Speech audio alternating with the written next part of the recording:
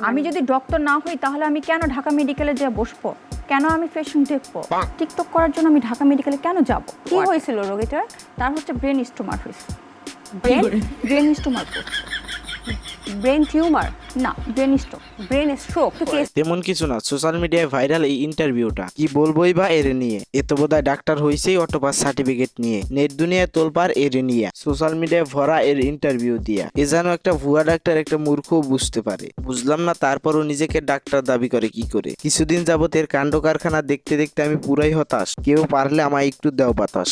ভাই আমার মনে হয় পরিবারের চাপে পড়ে হয়েছে ডাক্তার, তাই তো আজ এই হাল তার অবস্থার। এ প্রথমে আইসিইউ রুমে টিকটক করতে গিয়ে খাইলো ধরা, তারপর 2 মাস জেল খাটার পর পেল আবার সারা, তারপর বছর খানিক যেতে না যেতেই লড়তেছে নিজের ডাক্তারি পরিচয় নিয়ে। বুঝলাম না কি বা করবে ডাক্তারি পরিচয় দিয়ে। দেশ এমনিই গেছে ফালতু ডাক্তারে ভরে, জেনে বুঝে কেই বারে ডাক্তার হিসেবে গণ্য করে, যে কিনা জানেই না কোন রোগের ওষুধ কি হতে পারে। বুঝলাম না ভাই সে আবার এমবিবিএস ডাক্তার হয় কি করে।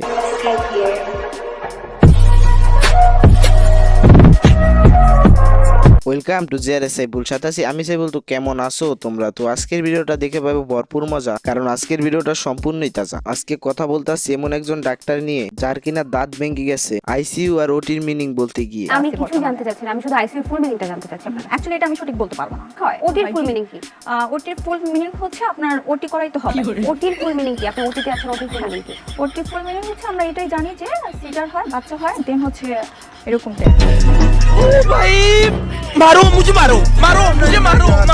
সবকিছুরই একটা লিমিট থাকা দরকার। এত জায়গায় এত ইন্টারভিউতে এতবার মিসিং হওয়ার পরে তারপরও নিজের ডাক্তার দাবি করে কি করে? অনেকদিন হইলো জেল থেকে পাইছে ছাড়া, এবার উচিত এরে পাবনা মানসিক হাসপাতালে ভরা। আমি বুঝলাম না এর কি লজ্জা শরম বলতে কিছু নাই? তাহলে এত জায়গায় এত ইন্টারভিউতে এতবার মিসিং হওয়ার পরে কিভাবে আবার ইন্টারভিউ দিতে চায়? দেখলাম একটা ইন্টারভিউতে প্রমাণ দিতেছে ডকুমেন্ট দিয়ে। দেখলাম সেইখানে ডকুমেন্ট হিসাবে আনছে শুধু প্রেসক্রিপশন নিয়ে। মানতাম মোটামুটি সেইগুলা তার নিজের লেখা হলে, এটা আমি নয় সে নিজের মুখেই বলে। আবার সে এইটাও বলে কোন এক ডাক্তার দিছে তাকে লিখে, সে এমবিবিএস ডাক্তার দেখে। বারবার ইন্টারভিউ দিতে যায় অপমানের কাতারেই পড়ে, তারপরও ইন্টারভিউ দিতে যায় শেষরামি করে। এখন নিজের ডাক্তারি পরিচয় নিয়ে করতেছে যেই পরিমাণ বাড়াবাড়ি, মনে হয় সময় খুবই কম, এরে পাবনা হাসপাতালে ভরা উচিত তাড়াতাড়ি। যে কিনা সামান্য একটা ওষুধের নাম বলতে নাই পারে। বুঝলাম না সে আবার এমবিবিএস ডাক্তারের পরিচয় পায় কি করে? এখন বাইবেন না আর যাতা, এর এই চেষ্টাও সফল হইতে পারে, কারণ বাংলাদেশ বলে কথা।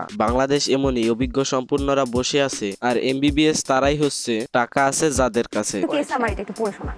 It overcome your hurts, so your interest for your form time, your frame.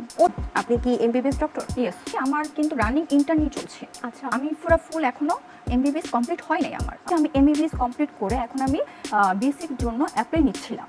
বুঝলাম না এটা কোন ধরনের ইংলিশ রিডিং পড়া? এর থেকে তো ভালো পড়বে পিএসসি পাস করা বাচ্চা আছে যারা। এর নিজের লেভেল এখন এত, যার সাথে তুলনা করুম সেই হইব ছোট। একবার বলে সে এমবিবিএস ডাক্তার, একবার বলে না। একই ইন্টারভিউতে সে কত রকম কথা বলে সে নিজেই জানে না। একটা জিনিস ভাইবা দেখেন, সে যদি আসলেই ডাক্তার হয় তাহলে সে তার দাবি নিয়ে বারবার মেডিকেলের কাছে যাইব, বা ডাক্তার হলে সে কেন বারবার মিডিয়ার কাছে আইব? তার কারসাজি খুব সহজেই যায় ধরা। এর সবকিছুই ভাইরাল হওয়ার জন্য করা। তবে আপনাদের কাছে আমার একটা প্রশ্ন, ধরেন এর এই দাবি পাশ হয়ে গেল, আবার সে ডাক্তারও হয়ে গেল, তাহলে এই ডাক্তার কাছে আপনি কাকে নিয়ে যেতে চান? অবশ্যই মেনশন করে যান, যা হওয়ার হবে পরে দেখা যাবে। তো যাই হোক, ছোট্ট একটা স্পন্সরশিপ। আর আমি আগেই বলে রাখি এটা আমি কোনো টাকা পয়সার বিনিময়ে করতেছি না, আমি একদম আমার নিজের থেকে করতেছি। তো যাই হোক, আপনারা কি অসহায় ফিলিস্তিনি ভাই বোনদের পাশে দাঁড়াতে চান? খুঁজে পাচ্ছেন না কোনো ট্রাস্টেড সাইট? চলে যান আপনার ফোনে থাকা বিকাশ অ্যাপসে, একটু স্ক্রল করে নিচে আসলে দেখতে পারবেন ডোনেশন বলে একটা অপশন আছে। তারপর আবার দেখতে পারবেন সুন্না ফাউন্ডেশন নামে একটা ট্রাস্টেড সাইট আছে, চাইলে আপনারা এখানেও ডোনেশন করতে পারেন। কিংবা একটু স্ক্রল করে নিচে আসলে দেখতে পারবেন ফিলিস্তিনি দূরবাস ঢাকা। তো আমি যেহেতু এটাতে ডোনেশন করতে চাচ্ছি, তো এটাতেই দেখুন। তো এটাতে ক্লিক করার পরপরই আপনার হালকা কিছু ফর্ম ফিল আপ করতে হবে, বা চাইলে আপনার পরিচয় লুকিয়ে এগুলোকে স্কিপও করতে পারেন। তো আমি যেহেতু আমার নিজের পরিচয় লুকাতে চাচ্ছি, তো আমি পরিচয় শেয়ার করতে চাই না, এটাতে টিকমার্ক করে দিব। তারপর আমি নট রোবট এটা প্রুফ করতে হবে। তো এখানে অলরেডি আমার প্রুফ করা শেষ। তো এখানে আমি সবকিছু বাদ দিয়ে আমার অনুদানের পরিমাণটা লিখে দিব। তারপর আমি অনুদানে ক্লিক করে দিব। কিছুক্ষণ লোডিং নেওয়ার পর অলরেডি চলে যাবে আমাদের পরবর্তী পেজে। তো এখানে জাস্ট আমি পিন কোডটা দিয়ে কনফার্ম করে দিব। তো অলরেডি শেষ আমাদের ডোনেশনের প্রক্রিয়াটা। তো যাই হোক প্রিয়, আজকের ভিডিওটি মোটে হয়নি মন্দ। ভালো লাগলে লাইক কমেন্ট শেয়ার করে মন করে দিতে পারো শান্ত। তো আল্লাহ হাফেজ, বাই বাই।